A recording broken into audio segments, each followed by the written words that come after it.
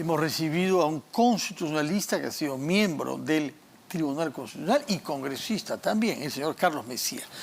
Presidente, incluso creo ha sido usted del Tribunal Constitucional. Muy bien. Sí. Nos es muy oportuna su presencia porque queremos saber qué significa que hay un pleno mañana del Congreso dedicado a evaluar la formulación de una demanda competencial que el Congreso quiere presentar ante el Tribunal Constitucional. Explíquenos qué es exactamente una demanda competencial y para qué sirve en este caso.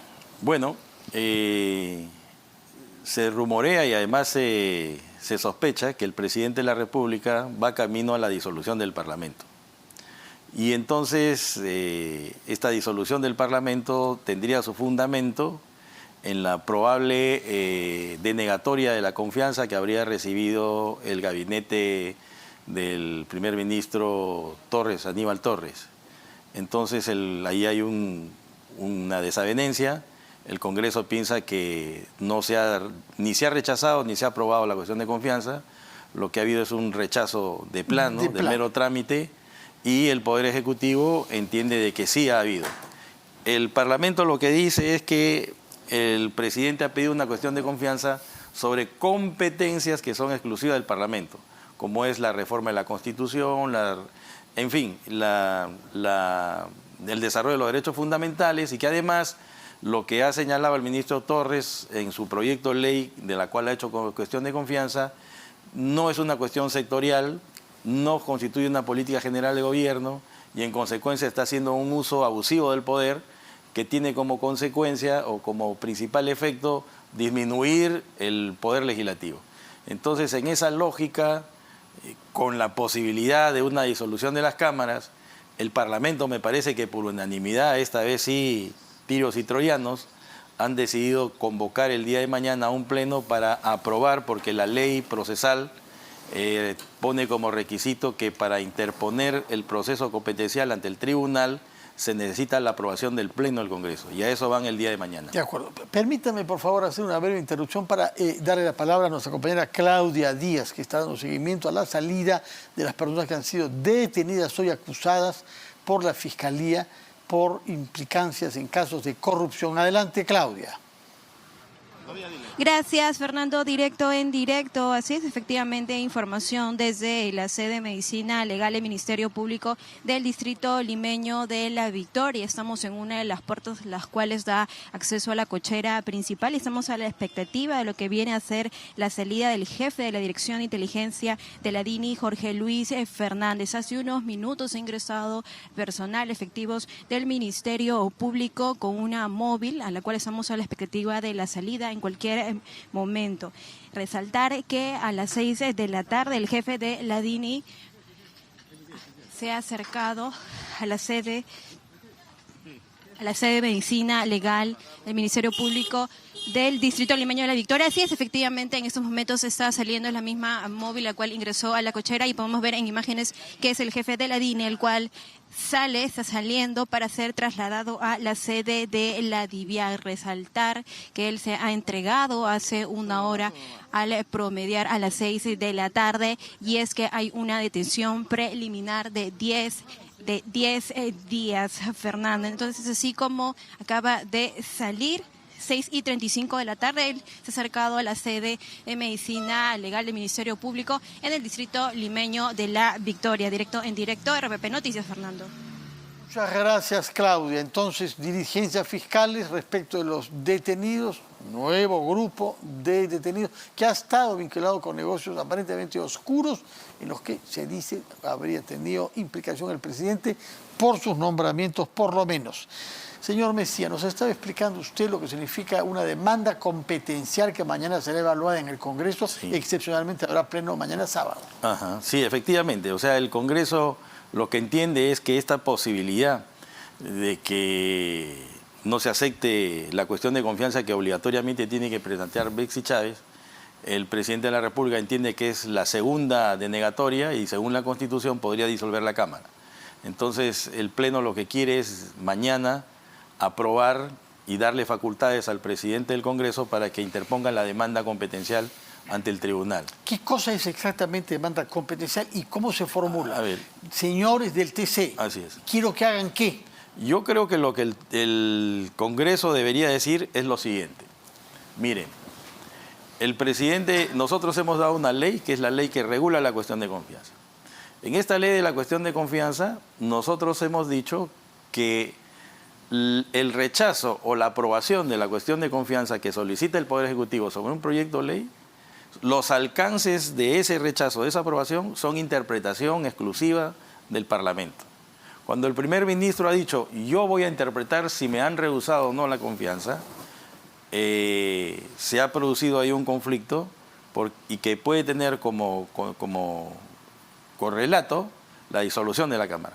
Entonces, lo que creo que el Parlamento tiene que hacer es ir al Tribunal Constitucional y decirle, el presidente de la República ha entendido que se le ha denegado la confianza y en virtud de esto, mediante un acto concreto que es la disolución de la crisis ministerial, la dimisión de todo el gabinete. De todo el gabinete y la reincorporación de a la cabeza de Bonvexy Chávez, es un acto concreto que tiene como objetivo disolver la Cámara frente a una segunda cuestión de confianza. Entonces, yo, Tribunal Constitucional, te demando que me digas si el Poder Ejecutivo está violando mis competencias de interpretar la cuestión de confianza, de no ser disuelto, de legislar, de fiscalizar, etcétera, mediante un acto concreto. Que yo merecía ser... Exacto.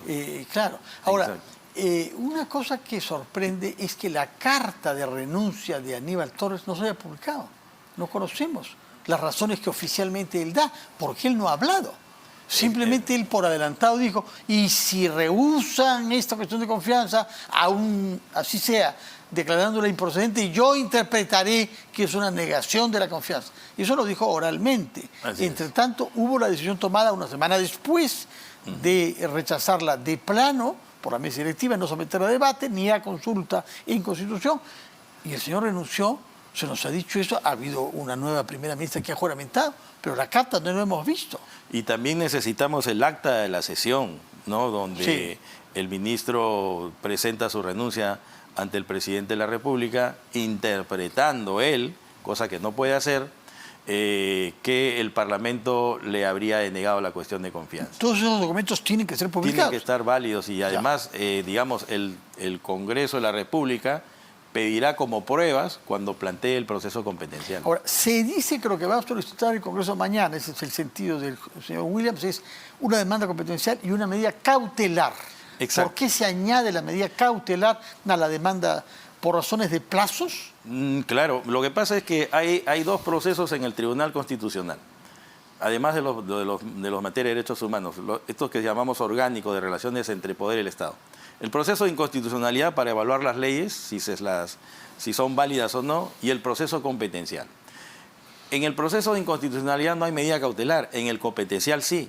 Entonces yo creo que la competencial lo que tendría que decirle, o la cautelar que tendría que plantear el Parlamento es pedirle al Tribunal Constitucional que en tanto que no resuelva, el presidente de la República no pueda disolver la Cámara, entendiendo que se trataría de una supuesta o hipotética segunda denegatoria de confianza.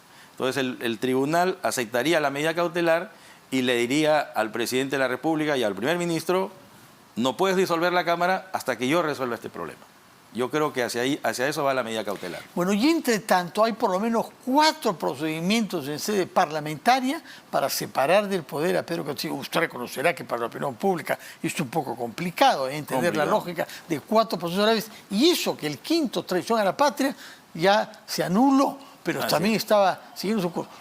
De los 4, por ejemplo, hemos visto hace unos minutos sesión en la Comisión de Constitución para el adelanto de las elecciones, una manera de apartar a Pedro Castillo, pero de una manera votada, yéndose ellos también.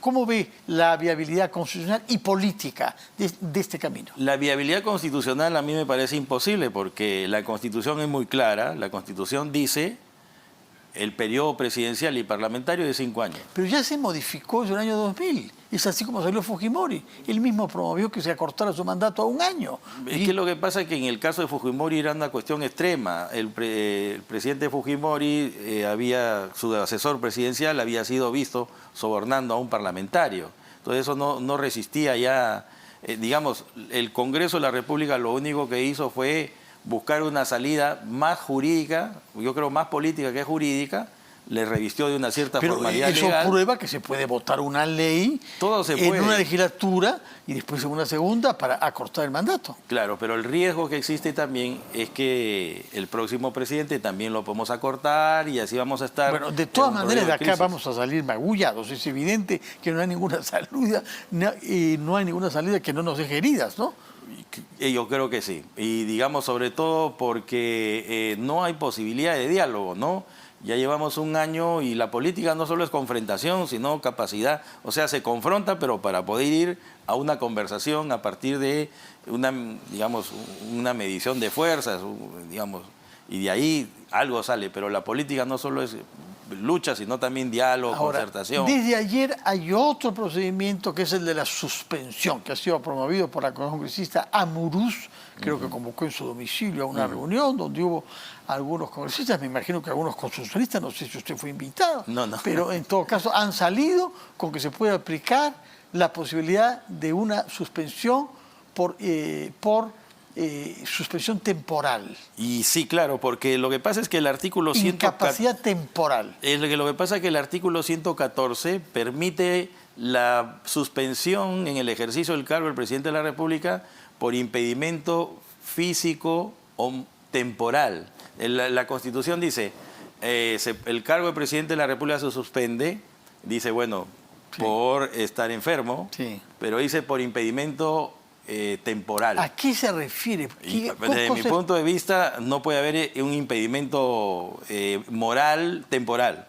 O sea, el presidente es un incapaz moral permanente, no lo puede ser por 6 meses, por 8 meses. Entonces, esa Bueno, interpretación pero- me parece también... Ya, y lo que no curioso está es bien. que han hecho notar que ese artículo no tiene reglamento, no se sabe con cuántos votos se puede aprobar, ni nada. Y yo creo, claro, el problema es que el reglamento del Congreso tiene muchos vacíos, muchas lagunas, y lo que se tiene que entender es que efectivamente la política tiene un margen de discrecionalidad, pero la forma es garantía de que se va a actuar justamente. Entonces, Usted hay mismo, que es un trámite ciudadano expeditivo. informado y Sí. experimentado, que mira con distancia, porque no está metido en el Congreso ahora, ni creo que ningún partido, ¿qué le parece que es lo razonable hacer en estas circunstancias? Supuesto de que hay una mayoría, como parecen las encuestas indicar, que considera que Pedro Castillo no debe seguir siendo presidente por incapacidad de gestión, moral u otra. Yo lo que creo que en el plano inmediato el proceso competencial puede ayudar a dar oxígeno al régimen político, ¿no? Parlamento, Ejecutivo. Y que desde mi punto de vista la única salida, si el Parlamento quiere, digamos, Usted lo pone en destituir al duda. presidente, creo que la única salida es la incapacidad moral permanente. Es la Para única eso, salida. Desde mi punto de Pero vista. se necesitan 87 votos. Y si no los hay, no se puede hacer nada. Y yo creo que no. Yo creo que no. Todos los otros caminos, la suspensión, no le parece viable constitucionalmente. La suspensión puede ser si es que el presidente se enferma. Ya, pero no es el caso por el momento. Ajá. Es un joven de 52 años. Ahora bien, ¿qué puede suceder? ¿Qué puede suceder con la denuncia fiscal hecha ante la Subcomisión de Acusaciones Constitucionales? Bueno, la Corte Suprema ya se ha pronunciado y ha señalado que el presidente sí puede ser investigado de modo preliminar.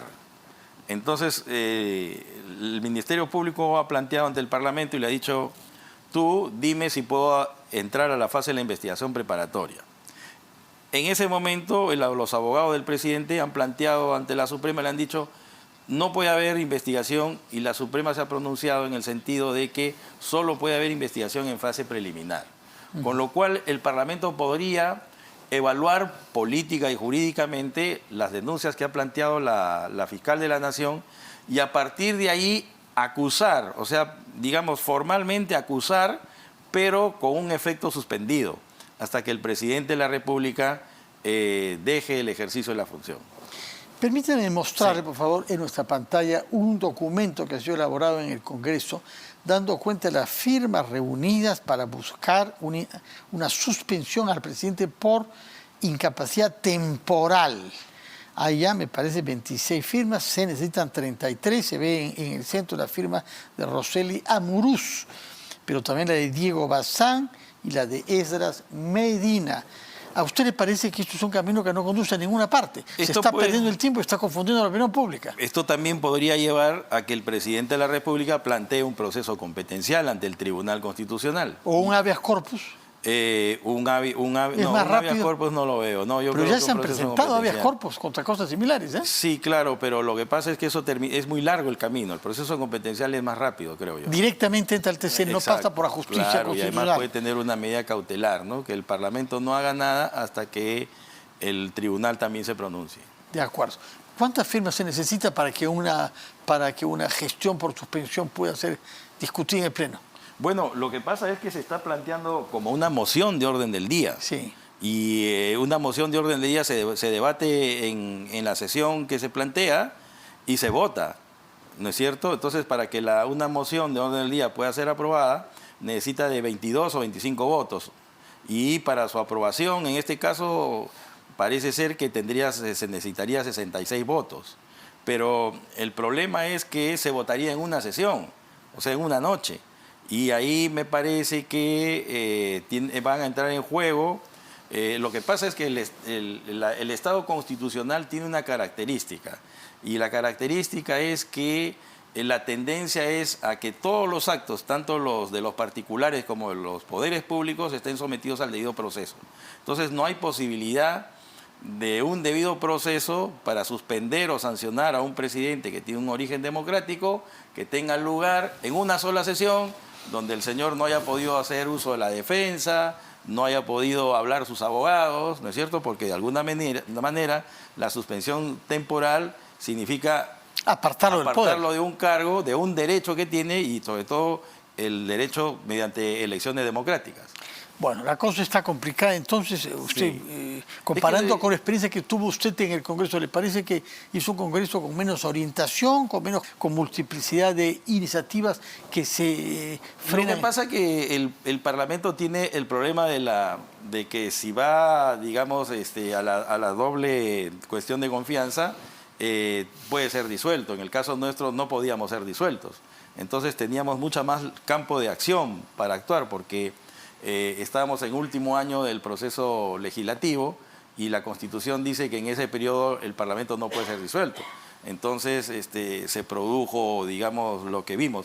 Y además creo yo que el problema que tiene en este momento el Parlamento es que yo, de mi punto de vista, lo veo un poco disminuido, nadie opina, nadie sale a decir algo, y en este momento me parece que la palabra es muy importante y que los grupos parlamentarios, los grupos políticos deberían ver una forma de, por lo menos la oposición, de tener una sola visión, una sola mirada de conjunto. Bueno, parece que va a estar difícil, ¿eh? Y dar declaraciones todos en persona. Si lo que espera usted es eso, me parece que va a tener que tener mucha paciencia. Señor Carlos Messía, muchas gracias por sus explicaciones y por hablarnos con mucho realismo y con alguna dureza, quizá, respecto a la situación que estamos enfrentando política e institucional. Señor Carlos Messía, expresidente del Tribunal Constitucional.